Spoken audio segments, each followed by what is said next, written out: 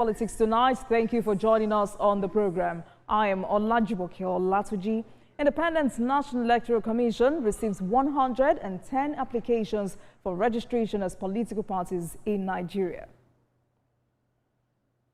Tonight, we discuss the Adamawa chieftaincy reform and other matters. My guest tonight is a special advisor on communication and strategy to Governor Fintiri, Dr. John Ngamza. Welcome to the program, everyone. Stay with us. Thank you very much for staying with us. Now, let's begin with some political developments. Independent National Electoral Commission says it has received letters of intent from 110 groups seeking registration as political parties. Chairman of INEC, Professor Mahmood Yakubu, mentioned that the requests are being processed in line with relevant laws and the Commission's regulations and guidelines. The Commission has also released a full list of the 110 associations with their proposed names, acronyms, addresses, and names of their chairmen and secretaries.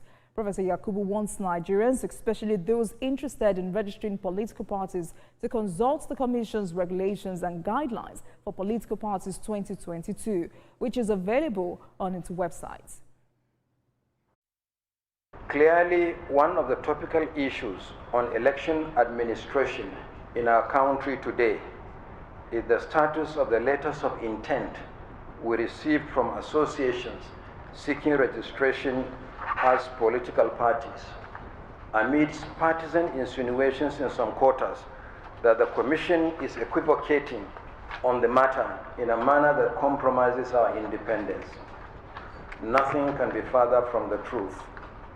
Nigerians may recall that the same unfounded accusation was made under similar circumstances in 2013, that the Commission was not keen on the proposed merger of political parties because, according to them, INEC had merged with the ruling party.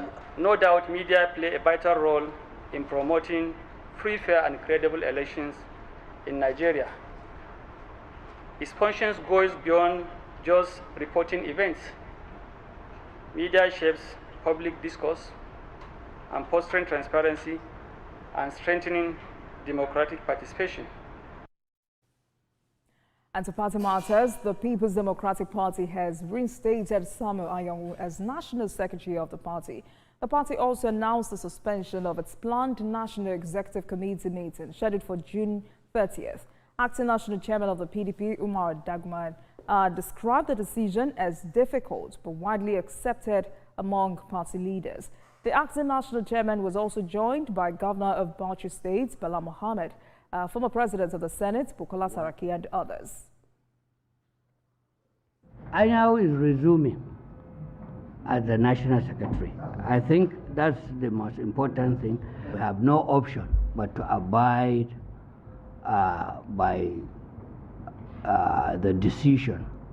After due consultation and everything, we thought it's a bitter pill, but we have to swallow it. Whether I want to use this opportunity to call on all our party faithful to know that it was a difficult decision, but survival of the party is more than all of us, more than everything that you feel that you yearn for. In Taraba State, Governor Abubakar has unveiled a comprehensive security plan to strengthen surveillance and monitoring across border communities, neighboring states and the Republic of Cameroon. This decision followed an expanded security meeting held in the state. TVC News senior reporter Wulabi Adenusi reports. Holders from across Taraba State gathered for an expanded security meeting convened by Governor Abubakar. The meeting focused on reinforcing the state's security architecture to ensure resident safety. Governor Kefas explained that the forum is meant to develop a holistic and deliberate approach to safeguarding the state. He acknowledged that while significant progress has been made in areas such as education, healthcare and agriculture over the past 2 years, sustainable development cannot occur without adequate security. The governor noted that Taraba faces threats from various fronts: infiltration through motor parks and markets, porous borders with Cameroon and neighboring states, and unregulated mining activities.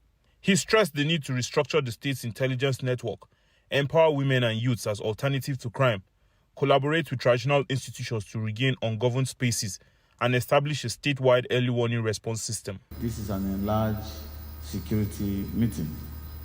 Therefore, we must, at this time, re-strategize our intelligence network, empower youth and women with alternatives to crime, work with traditional institutions to reclaim ungoverned spaces, create a statewide network for early warning and rapid response, protect our schools, protect our markets, protect our motor parks and places of worship. Governor Kefas pledged to clamp down on illegal mining activities. As far as I'm concerned, mining activities still remain suspended. If anybody, I repeat, from today that is caught in this act, I'll make sure that the person does not see light anymore. Earlier, the Secretary to the State Government, Gebon Ketaps, commended the governor's commitment to security. He highlighted improvements in the safety of lives and property, noting that the administration has spared no efforts in supporting security agencies with necessary resources. The state has witnessed tremendous progress in the security of life and property of Tarabans and Nigerians living in Taraba State. Of course, that wouldn't have been possible without the unwavering and commitment of His Excellency as the Chief Security Officer of the state. At the conclusion of the meeting, a communique was issued emphasizing the need to strengthen border security, protect strategic public locations, and reclaim ungoverned spaces. Let's take a break, and when we return, we'll get straight into our conversation. Please stay with us.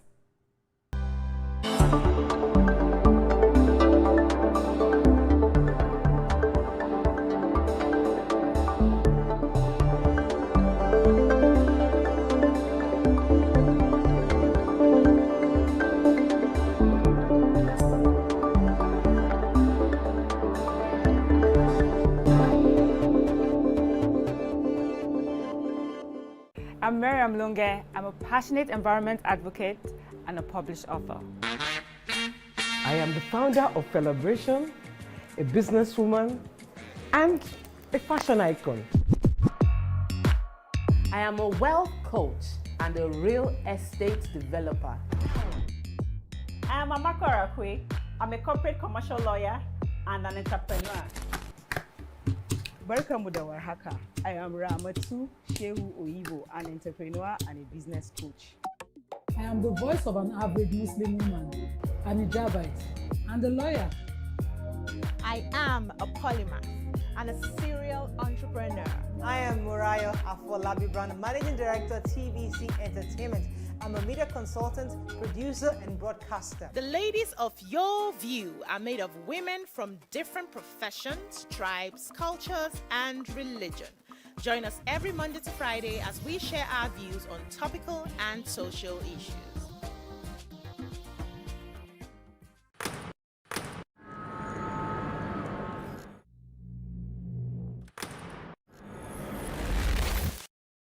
Voted as the best TV station of the year, TVC News breaks into the core of every event as they happen. Following all nationwide big and impactful stories. What are the news from every perspective? Covering every human angle. I am Veronica, bringing you the news you would want to watch.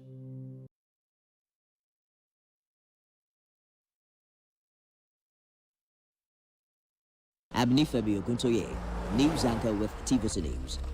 My day is usually busy and it's difficult keeping up with breaking news stories, trending stories, business news, stock exchange and what have you. But with TVC News on WhatsApp, I'm able to catch up with all the breaking news, real-time updates and trending stories on the go, right on my phone, no matter where I am. It's quick, easy and always on. And here you can join us by scanning the QR code or using the link on our X and Instagram. Why wait? Come to the side of news that keeps you ahead. TVC News, first with breaking news.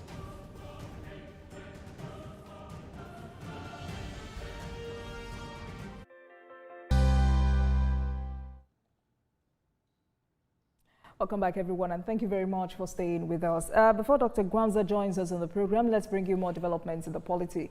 In Niger State, the government has begun disbursing 1 billion naira in relief support to victims of the 29th of May flood disaster in Mokwa. More than 200 lives were lost and more than 700 people remain missing. Chenemi Bemayi has more. Memories of the devastating May 29th flood in Mokwa remains fresh. Over 200 people perished and hundreds are still unaccounted for. Now, the journey to recovery is beginning.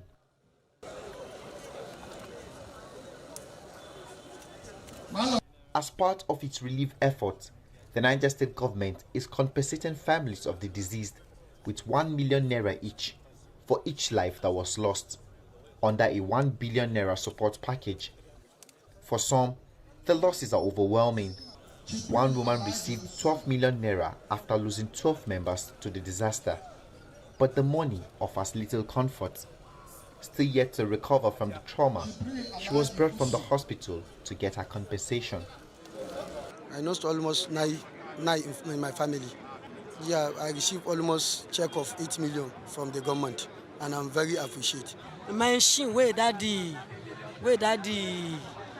climb because he get an accident for leg, he get a rubber too. All property water don't carry am. Pata that day to thank God say me with the husband with my husband with children is come out inside water. Any money they give us food. If you not get food, you get tea. If you not get tea, you get rice. If they give you rice, they give you indomie, and they'll put something what you can eat inside. Government has trying, true. But what we want, the house. Because I'm now sleeping in primary school.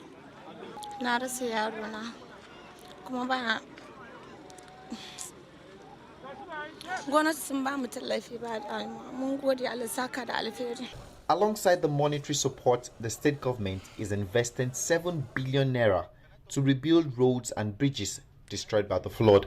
The governor also directed that the houses destroyed, 436 houses and 232 shops. Each of the owner of the house and the shop will go home with 500,000 naira as an intervention to start life somewhere. The support from the government towards the victims of the Mokwa flood has been quite encouraging. Some of these persons here lost as many as 13%. That equals to 13 million naira funds from the government. But these monies are nothing compared to the sanctity of the lives that have been lost. Chenemi Bami, TVC News, Mokwa. All right, everyone, let's now turn our attention to happenings in Adamawa State as the state government says former Vice President Atiku Abubakar is not a target of a chieftaincy reform, barring non-indigenes of emirates and chiefdoms from holding council positions in such locations. The government said that no particular person is targeted by the new order, but it seeks a wholesome leadership in the different emirates and chiefdoms across the state. And to help us further understand the situation on ground and government perspectives to some questions begging for answers, Dr. John Gwanza, Special Advisor on Communication and Strategy to Governor Fintiri, joins me on the program tonight. Good evening to you, Dr. Gwanza. Thanks a lot for joining us. Good to see you again. Good to see you again after a long time. Right. Thank you so much. You know, you remember the last time we had a conversation, it was about how the governor finally bowed to pressure, because for 3 years now, many communities in the state had been advocating for the creation of additional chiefdoms. Also, the information at that time was that there was no pressure from anyone. It was just a political move by the governor, which you reacted to. But now there are additional chiefdoms and emirates. Now there is a reform, with many seeing the reform as being Governor Fintiri's way of whittling down the influence of former Vice President Atiku Abubakar, who hails from Jeddah in Gaye Emirate, but holds the council position of Waziri Adamawa in the Adamawa Emirate. How do you react to some of the speculations out there? Well, it's quite funny, you know, when you follow the media. To my understanding, there's something over ambitious and false about the speculation that the former vice president is targeted, you know, for some kind of discrimination or embarrassment. That is not true. Now, you, from the background, mentioned the fact that the governor was on agenda, to do the wish of the people in terms of calling for more chiefdoms, which he succeeded in creating. So we have had 7 before, and now we have additional 7, making up a total of about 14 or thereabout, with the aspiration of the fact that if there's any need based on the wishes of the people, we can still have more. That, to my mind, is just what it is. It is a well thought out thing that has a law that passed through the House of Assembly that has been implemented. With all things being equal, successfully, all the emirs and chiefdoms have been installed, and they've set up and are doing well and doing that which is right. Now you will accept with me, for instance, let me just give you this scenario. If out of a particular kingdom or chiefdom, Dr. Ngamza, are you there? In between to do that which is right in the process of trying to make the administration right. So you say that the vice president have been somewhere around Ganye chiefdom and ably also honored to be in the Emirate Council here, in the Lamido's palace, as a Waziri. That in itself is one of those things that keep moving on. But there is no deliberate policy. His name is not mentioned anywhere. Nothing is done specifically to drag him into disrepute or be placed in shame or something like that. I think the administrative things that are going on and the policy statements being made is just to aid the chiefdoms that are created to ensure that they do that which is right, good enough to fill up the lapses that are likely to be from time immemorial when it comes to such administration. So to me, there is nothing there that is so way off the specific, saying that the former vice president is being targeted for embarrassment or something like that. Okay. Something like that. Right. But from the information I have, Dr. Ngamza, the new Adamawa Emirates now consist of only 5 local government areas. That's Yola South, Yola North, Gire, Mayobelwa, Song, and Zuma districts. And former Vice President Atiku Abubakar is from Jada local government, which now falls under the newly created Ganye chiefdom. So with this new reform, does it mean that Atiku Abubakar can no longer be the Waziri of Adamawa, but if he wants to retain the title, he can be the Waziri of Ganye? Is that correct? Well, I think people are mixing issues up. These chiefdoms were created based on needs and specification. Okay. And they are not created to glorify any title holder. Like I keep saying, there are titles that are given in honor, and those titles are just names. In the case of Waziri, for instance, I think maybe you need a little bit of research to understand that there are roles that are specific to do with the idea of kingmakers, some to do with the idea of just title holding, and others to do with those that are to operate within councils. That operation, until you come close, you'll not get to understand it. Now, I've said it earlier, just like I've been trying to emphasize, there's nothing so specific about it. He was given a title, in Ganye, under Gangwari, the Sama Kingdom or the Chamba Kingdom more precisely. And then later, there is this addition to his own title back here in Yola. Perhaps the role is not what is defined enough for any onlooker or distant observer to understand. There's nothing to it to say that he's being stripped of any power other than just the fact that there are certain things that are now expected to be done, according to the jurisdiction of application, good enough for some of these kingdoms to have their own title holders, at least covering the specification that they've been given based on the chiefdom that are created. So nothing is happening. You can still... Okay, Dr. Ngamza, kindly hold on so we're clear about this. And you must also remember that... Kindly hold on, Dr. Ngamza. You must also remember that this is not about me. This is about what Nigerians are saying and the kinds of speculations out there. So that's why you're in the program, to help us spell out the fact. So you have also said that, or insinuated that he has not been stripped off of this title, but there are some things that need to be done. What are those things? And can you also confirm that whoever will be... Okay, so kindly answer that question first before I move on with the next question, so we can move on to other issues. Yeah, please, with all due apology, I was just specifying to you, maybe I was just using a generic reference, at least to tell you that some of these things are prolific on the pages of social media, more especially. And you'll accept with me that they've not been thorough enough. And whoever puts up something there without verification is likely not to definitely get it right. So what I'm simply trying to emphasize here is the simple fact that you've just said nothing specific is done to drag him into disrepute or to bring him out of it or to strip him of any title. You know, the specification here is the issue of the fact that people, yes, have had their own kingdoms and adjustments will have to be made.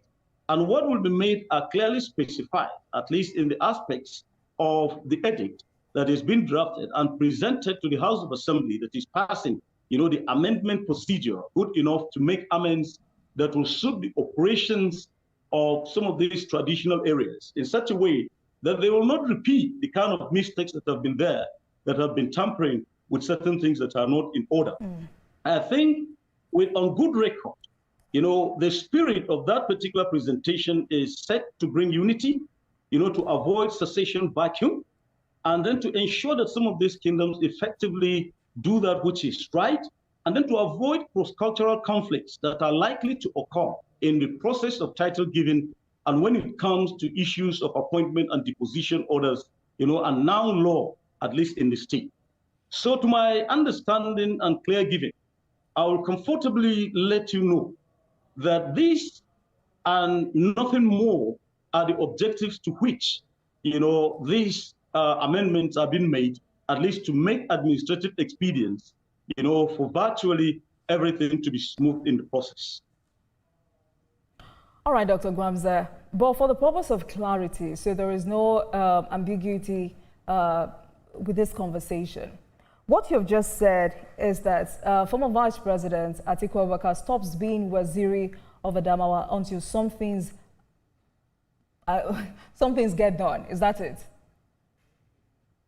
No, I don't think he's not the Waziri of Adamawa per se, but the issue is still left, you know, to the person that gave him the title, that is the Lamido of Adamawa, to make his own arrangements good enough at least to put it in order. Now, let me give you a small picture of what perhaps an outsider might not realize. The new emirate that is created in Fofore, for instance, you know, it's been an integral part of, you know, the Lamido palace and Lamido, the Fombina formation. That in itself is to say that now that there is another emirate, you know, the jurisdiction will now differ a bit to mean that he cannot cross his rules and double, you know, between the Adamawa, you know, and the Fofore Emirate, for instance. You know, earlier on, you know, it's just geographical spread that is affected by local government creation that put peoples differently. But then the needs and the yearnings that brought about the idea of more creation, you know, is not to say that somebody is depleted per se, but just to say that there is an improvement on it good enough to allow other people to also participate. And I believe it is by the good intention and the good records of those taking care of the emirates and other formations and other traditional thrones to insist on making it work out fine. The policy statement that perhaps that is flying presently, specifying issues, is set on good order and good spirit to clear issues to do with duplication of roles and difficulties that may be found, you know, in the process of traditional administration. It is for the purpose of clarity. I wish people, you know, will be a little more patient or analytic or investigative, you know, to get the details as so required. And I believe that is the intention that TVC is trying to commit here, good enough that we are attending to. And that's why we're having this conversation. But let's take a break, Dr. Ngamza. When we come back, we'll talk about, you know, why this chieftaincy reform, what it seeks to change or address in Adamawa State. Please stay with us, everyone. Any happy cheers to His Excellency Babajide Sanwo-Olu, the Executive Governor of Lagos State. On behalf of my family and the entire good people of Edo State, I especially congratulate you today as you achieve another milestone in your earthly journey. Your life, both as an individual and as a public servant, has been one that has impacted positively on the nation building and an inspiration to many. As you mark another year today, I wish you a happy celebration in good health of mind and body. Congratulations, Your Excellency. Signed, His Excellency, Senator Monday Okpebholo, the Governor of Edo State. Happy birthday, Right Honorable Femi Gbajabiamila. On behalf of the government and the good people of Edo State, I extend warmest birthday wishes to you on this special day. Your commitment and dedication as the Chief of Staff to Mr. President has fostered our spirits of unity and collaboration across our nation. As you celebrate another year of life, may this day be filled with joy and gratitude for the impactful contributions you have made to Nigeria. Your relentless commitment to public service and advocacy for the well-being of all Nigerians have earned you a place of respect and admiration across the country. As we look to the future, I wish you continued success, good health, and strength in your endeavor.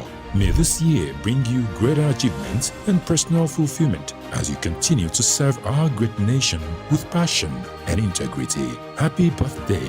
Warm regards, His Excellency Senator Monday Okpebholo, the Governor of Edo State. Welcome back to Politics Tonight, everyone. Tonight, we're getting the perspective of the state government on recent developments in Adamawa State, and we've been speaking with Dr. John Ngamza, is a special advisor on communication and strategy to Governor Fintiri on Adamawa chieftaincy reform. Dr. Ngamza, thanks a lot for staying with us on the program. You know, the conversation out there is centered on political realignments because, you know, sometimes political actors sideline traditional figures associated with opposition supports, which, you know, most times involve downgrading roles or influence. For Alhaji Atiku Abubakar, is still a member of the PDP, likewise Governor Fintiri. Yes, the former vice president is now very uncertain of his political moves. From what we've seen, he may likely dump the PDP before 2027. But quickly, let me ask you before we move on, is Governor Fintiri thinking of doing so? If I may get you right, are you asking whether Governor Fintiri is thinking of what? Of defecting. No. You know, if you understand the composition of the governor of Adamawa State, that is Abu Fintiri, you'll get to understand that he's a very calculating politician who knows when to strike and when not to. He knows what step to take and more. For the meantime, I think you'll get to understand, if you are open to seeing some of his activities on the media, that he's been deep-neck involved as the chairman of both Reconciliation and Convention of the People's Democratic Party. So for somebody, you know, being engaged in doing such would have given you the confidence of the fact that he knows exactly what he's doing, he is interested in building the party.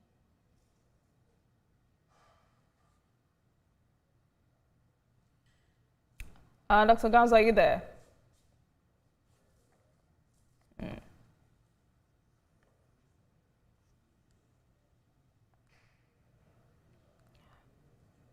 Dr. Ngamza, okay. Understanding to say that there will be speculation that he's likely to defect.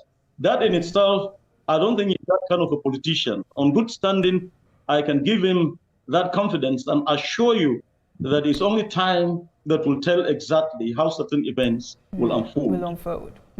All right, let's go back to the reform, because what most of you have said, and I mean government officials have said, is that the reform is doesn't seek to erase our traditions. Rather, it aims to clarify the role of traditional rulers in a democratic system. I'd like to know, how does the reform balance tradition with modern governance principles?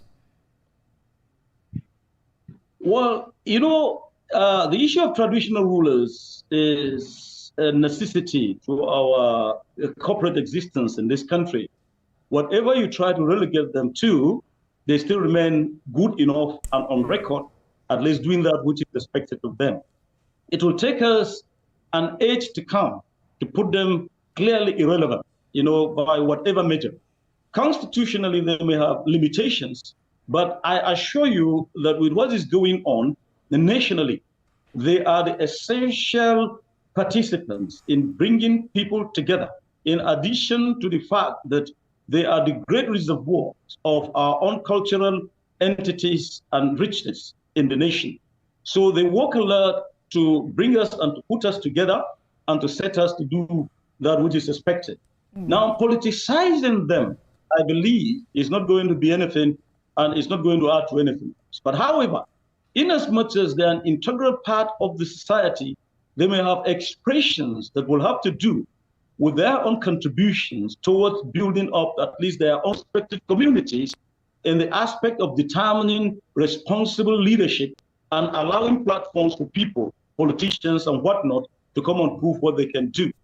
So to my understanding, there's nothing having to do with the idea of politicization there beyond that which they are set to do, to unite the people, to contribute towards cultural development, and to ensure that justice is done to people. So whatever it is that anybody will say, I return my sympathy for them, and I accept the fact that wherever they are placed in the Constitution, they should be improved as it is being done, in Adamawa State more precisely. Right.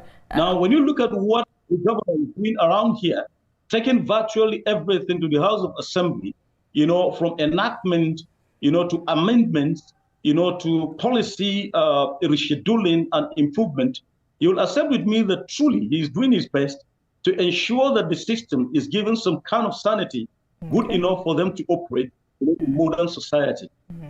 All right, Dr. Ngamza, because, when I went through the statement released by the state government, it's indicated that this new policy requires all kingmakers and traditional council members to be indigenes of the emirates and chiefdoms they represent. And what you've said tonight is that the reforms tried to modernize the process of how traditional rulers are selected, making it more transparent, sanitized and inclusive without stripping them of cultural relevance. So what new processes are being introduced for selecting traditional rulers? Are kingmakers still relevant under this proposed reform, or is their role being reduced? Yeah, definitely. Let me just give you a small example from where I come from. I belong to the kingmakers of my own kingdom. That one is as much as traditional as possible. Everybody is born to either be a prince, a kingmaker.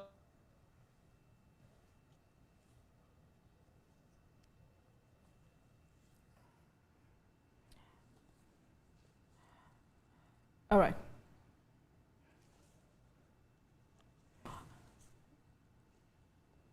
All right, everyone, we may need to take it.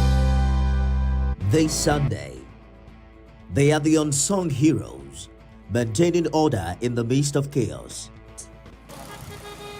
They brave the elements and defy the odds to keep traffic moving with grit and grace. Meet Olasheni, a devoted traffic warden, fearlessly taking charge on the roads of Akure. I love the job, even though I can put my son in the job to join the work, because I love the job. That's why I hold on well. To many, is one of a kind, a symbol of unwavering dedication. I think that is one of the persons they love. He does the job very well. Ayo Muradio tells us the story of the man keeping gridlock at bay, one wave at a time, with flair. That's on Sunday Specials, where great stories live. Welcome back to Politics Tonight. Thank you very much for staying with us, everyone. The Adamawa State government says former Vice President Atiku Abubakar is not a target of a chieftaincy reform, barring non-indigenes of emirates and chiefdoms from holding council positions in such locations. And tonight has been speaking with Dr. John Ngamza, a special advisor on communication and strategy to Governor Ahmadu Fintiri. Thank you very much for staying with us, Dr. Ngamza. Thank you. So before we went on that break, I was asking if kingmakers are still relevant under this proposed reform.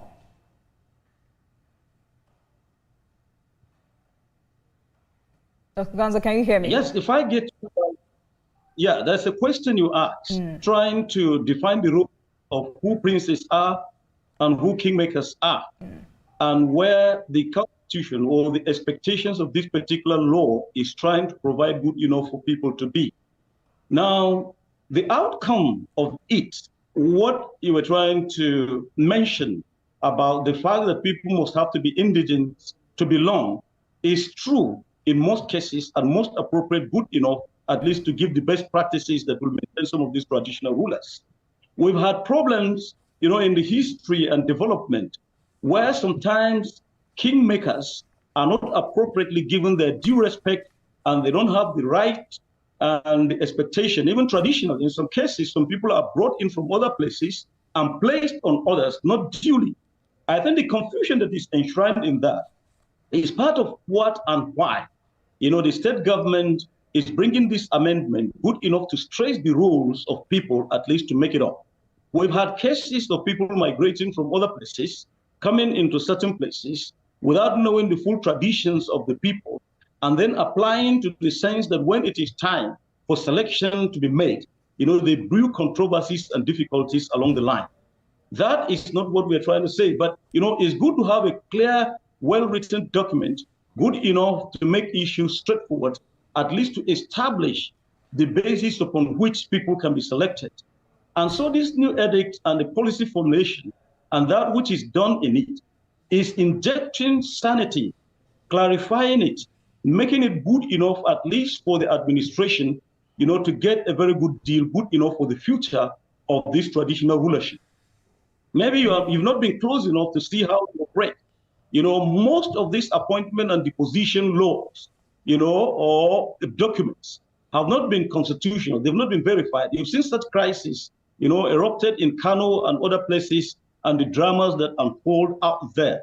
Here in Adamawa, we want to prevent, even for the sake of the future, anybody who comes with any misconception, so that he will not dabble into issues that are not. And that is the reason why, document is taking itself and giving full details of what should be done and what is expected in terms of people belonging, to the clans, belonging to the ruling homes, belonging to the heritage, by which they're given.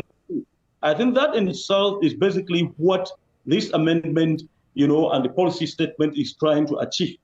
Thank you. So, talking about heritage, Dr. Ngamza, how does this reform, address long-standing succession disputes among ruling families? Because you talked about ruling families earlier. Because Nigerians knew about the Bachama chiefdom. Following the deaths of some Hama Bachama rulers, succession disputes erupted between ruling houses over who has the right to ascend the throne. And some of the key issues were whether rotation should be among ruling clans or if one house dominates. There were allegations of government interference in selection processes, disputes over kingmakers' role and influence. So this particular reform, how does it address lack of codified succession laws in some chiefdoms? Please react to that. You see, historically, coincidentally, you touched on the issue of the Bachama Kingdom and other controversies. I think out there, the law establishing the process is quite clear and straightforward. If you are not a prince, you cannot be king. And if you are a prince for any clan, it is quite rotational and placed in such a traditional order that can be achieved. And I believe that most of these traditional institutions, wherever they are, the basis and the basics are the same. There are people that are princes and there are some that are kingmakers, while others are just ordinary commoners and followers.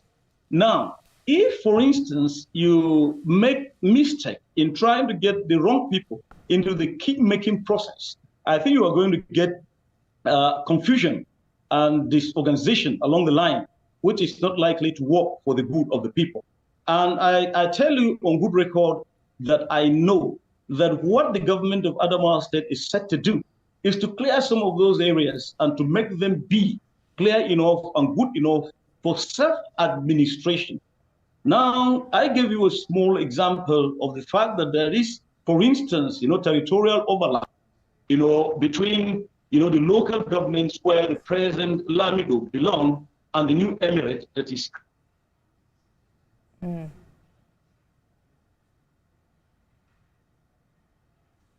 Dr. Ngamza, are you okay? Dr. Ngamza, are you there?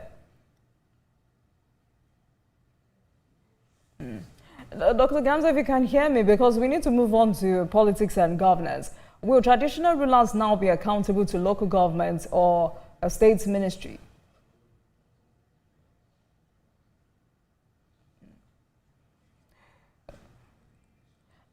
All right. Dr. Ngamza, if you can hear me, will traditional rulers now be accountable to local government or a state ministry?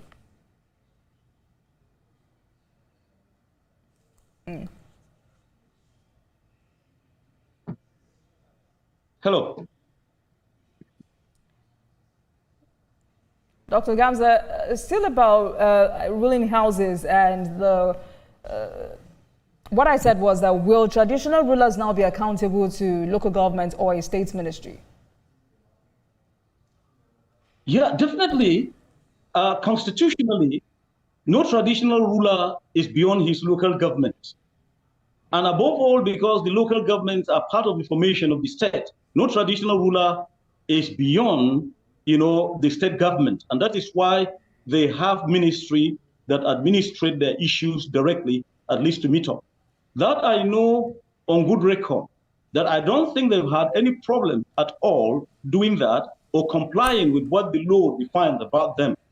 Now, one thing I wanted to appreciate is the content of the kind of traditional rulers we have in Adamawa State, that have been, and the new ones that are added. They are so good and so well selected in such a way that they know what it is to do, given exactly what they're expected to do, in the laws that are defined for them, at least to live by. So to my understanding, nothing is outrightly wrong in allowing them to be who they are within the frames that are so defined for their own good, at least in the process of making them to develop. So far, mark you, the traditional rulers are not complaining. Some politicians and over-ambitious, I'm sorry to say, media men, me inclusive, are the ones over-speculating, issues and trying to make them look as if they don't know what is happening. I assure you these traditional rulers have complete acceptance and understanding of what the government is doing on good record, at least for them to exist and to make sure that they don't do anything that is unlawful. All right. All right. Good to hear that. So let's talk about other issues. Let's talk about politics and governance. Recently, former deputy governor of the state, Krota Seth, has moved to the APC. I mean, this was a man who was a deputy governor throughout the first term of Governor Fintiri, 2019 to 2023. And according to him, he says he left the PDP along with hundreds of other defectors. He's confident that this is a major loss to the PDP. First, do you agree with him? And second, would you agree that this defection may be interpreted as part of growing resentment among minority groups who feel underrepresented or marginalized in this current administration? Well, I had to make political commentary of that note to try to give maybe glory to where there is no glory.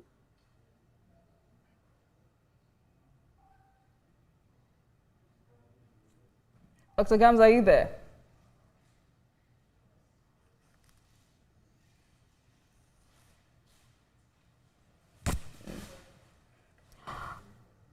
Dr. Ngamza, if you can hear me, please go ahead.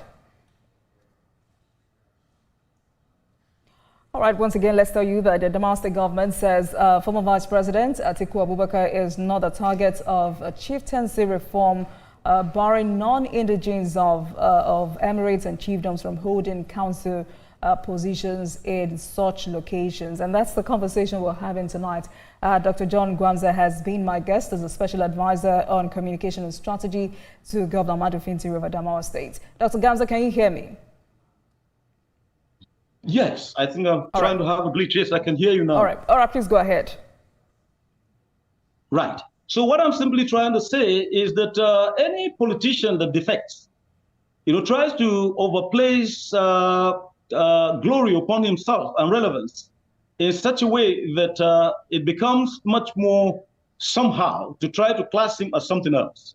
Virtually, can you hear me? Yes, I can. Please go ahead. So virtually, you'll get to understand that everybody will try to create airs of relevance around himself to say that himself and nearly everybody in Adamawa State is with him, which is not true. But the configuration still remains. You know, the political spread and the constituency still exist, where PDP is still having its own control and planning, you know, to do that which is right for them to achieve what is sincerely required of them in 2027. The gaming is quite interesting, but I can tell you that any idle political jobber or somebody who wants to oppose, you know, the next political movement or undermine, you know, the PDP in the state is likely to make such a remark, at least for him to have followership. To my understanding, you know, the focus is on. So far, what we are concentrating on this year as a government is to ensure that we achieve and give the people the dividends of democracy as so expected. Then the issues of political maneuvers will now begin to come in, at least to give us what we sincerely require. All right. So to my mind... Let's stay on this, Dr. Ngamza, because you have just called him a political jobber. Expectedly, APC members agree with him. They see this defection as a boost to their own party. But on the other hand, when Crawford Seth was replaced, you know, one of the controversies that followed that removal or replacement was his bias or alleged bias in the raging communal clashes between the Lunguda and Waja ethnic nationalities. And ultimately that he was no longer loyal to Governor Fintiri. How bad is the relationship between both men?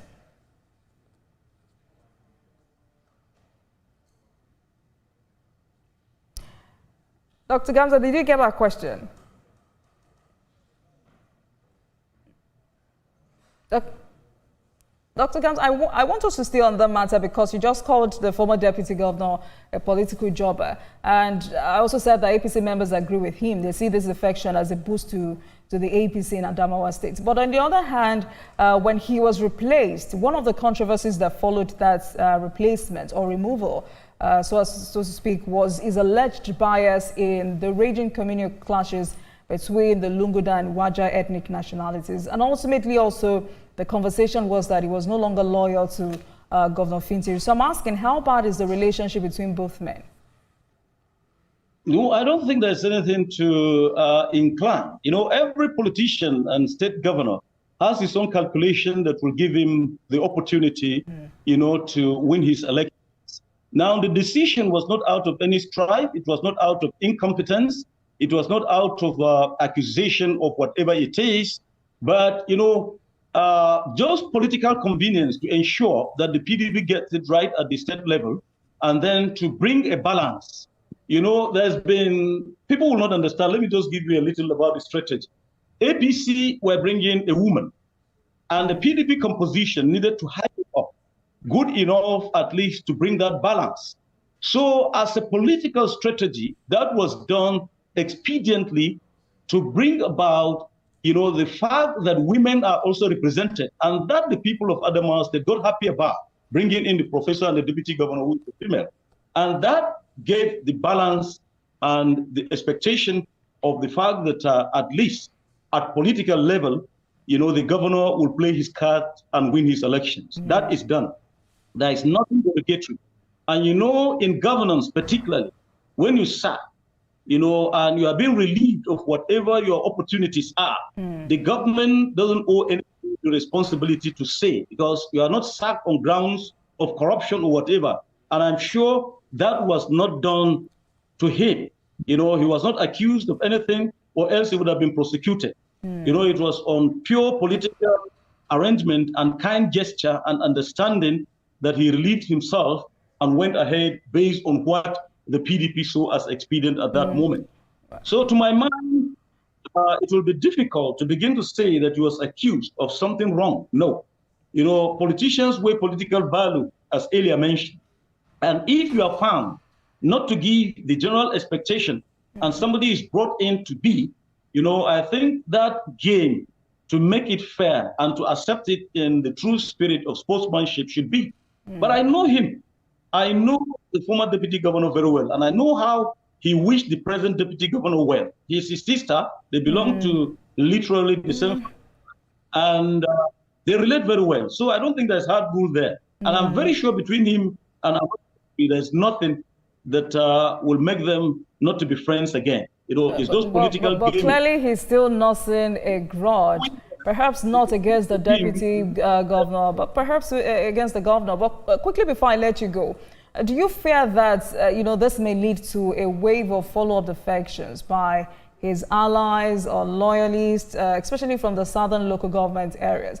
Do you also fear that this is a political statement that could reshape alliances, embolden opposition in the southern zone, and perhaps reignite conversations about inclusion, power sharing, and minority representation in your states?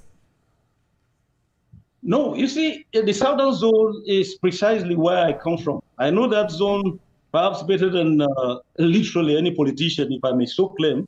But what I'm simply trying to emphasize is everybody has his own merit in politics and demerits. But the merits that we've seen in this government will not do anything to tamper with our formation, in terms of how the PDP is going to get it right in that zone. Don't forget that on issues of defection, PDP is receiving defectors from many places. And I can assure you that there are many spaces. Very soon you will begin to see how people from everybody's constituency, including the person that defected, will also defect back to PDP. So essentially, I think it's a Nigerian trend. But I assure you, in the case of what is going presently, we're trying to place unnecessary, or we're just over gaming the whole thing to look as if PDP is losing in Adamawa. I assure you, there's a lot going on underneath, good enough at least to make PDP stand and up again in 2027. All right then, Dr. Ngamza, thank you so much for speaking with us and for giving us a clearer perspective on this latest development. Dr. John Ngamza is a special advisor on communication and strategy to Governor Fintiri of Adamawa State. Thank you so much for your time. Please have a great evening. Thank you. Have a nice time. And thank you so much for watching, everyone. That marks the end of today's episode of Politics Tonight. But before we go, let's tell you that the views and reactions of our resource persons are theirs and have no connection with TVC News. Meanwhile, you can watch the repeat broadcast of this episode at 12:30 a.m. Get in touch with us at our social media handles, Facebook, Instagram, and X at TVC News NG and at Olajumoke using the hashtag Politics Tonight. We're also on YouTube at youtube.com/TVC News NG. I am Olajumoke Olatuji. Good night.